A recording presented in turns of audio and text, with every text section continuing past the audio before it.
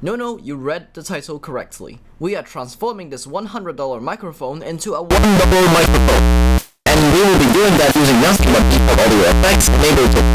It will also work in any other DAW. But before I continue, let me show you why I need to do this. I was really busy lately. By busy, I mean scrolling through reels on Instagram, you know, the standard stuff. Then I saw this powerful deity. I know I am late to the party, but I need that microphone. I don't have it, I don't want it, I need it. So it is time to recreate it in a way that doesn't involve blowing out the tiny clip-on condenser microphone with extreme sound pressure levels. But before we move forward, I want to switch something up. I'm running out of memes and I'm not that funny, so we'll try this from now on and see how it goes. So if you're one of the 12 people who are familiar with my channel, you know that I always analyze the waveform as many secrets lie within it. Since this Instagram reel leads back to a YouTube video instead of a legit download website like Beatport, we would have to acquire the audio through, mischievous means.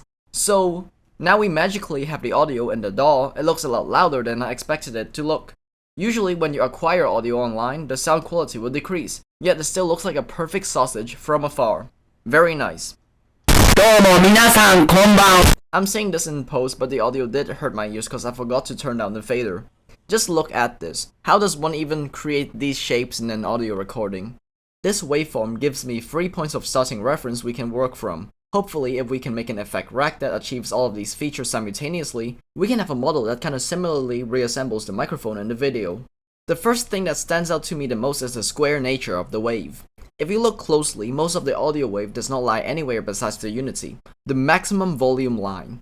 This means that the audio is really loud. Really loud. We can achieve this by performing ultra compression, a term I made up in a previous video. Then we can add some volume things to make it even louder. A tiny bit louder. This is what it sounds like. Oh yeah, very cool.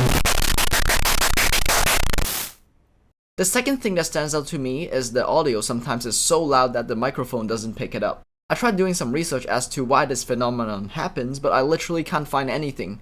I guess most people try to have good audible sounds instead of the other way around, which is what we're trying to do. So to replicate this, we can simply put a gate in the audio before all the volume boosting and cut out parts of the voice that is too loud.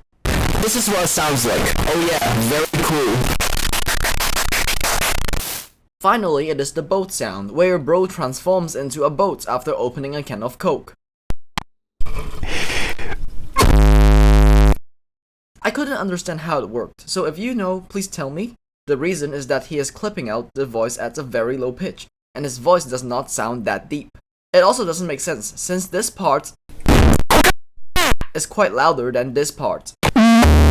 But it doesn't reproduce the boat sound. My guesstimate is that he either 1. Perfectly found the resonance of the hardware mic, or 2. The bass is boosted. I don't know, it might be my own skill issue, but it still doesn't change the fact that this clip is extremely amazing. I don't even speak Japanese. But worry not, I know exactly a way to recreate that sound. If you are familiar with uptempo bullock music production, a common theme in my videos, you will know that this sound is basically a ginormous peak in the bass/sub frequencies fed into a clipper. Hamburger, cheeseburger, Big Mac, Whopper. We can put a reverse gate on the signal and sidechain it into the dry signal, making the sound only play when there's no audio input from the microphone, so it can pretend to be the very annoying feedback. When will there be no audio input, you may ask? It is when we are not speaking into the mic, or when the mic is so loud our previous step mutes it. This is what it sounds like. Yeah, very cool. Finally, there are some finishing touches we can do, garnishes if you may. We can put on normal gates at the start of our whole processing chain to ensure that there is absolute silence when initially there's no input. We can also add some erosion and a bit of bit reduction to it. Finally, we can add a bit of corrective EQ, exaggerating the bass a tiny bit, like in the original video.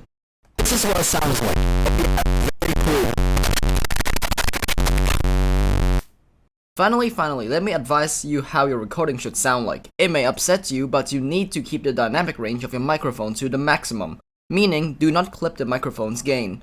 If you don't clip it when you're recording, you can always clip it later. But if you clip it during recording, you'll never be able to unclip it. Here is an infographic that summarizes the whole video, and this should be the end now, but one thing that I really dislike about other similar tutorials like this is that they never showcase the final product much. So, let's have some fun. Cue the compilation.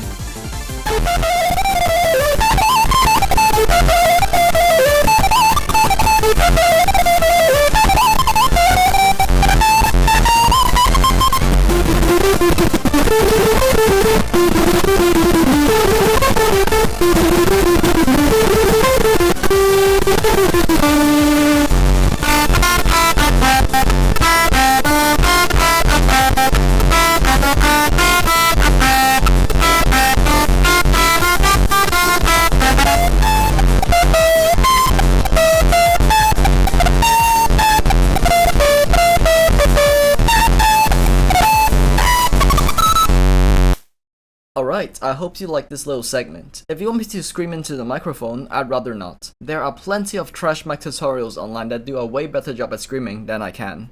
So, that's it.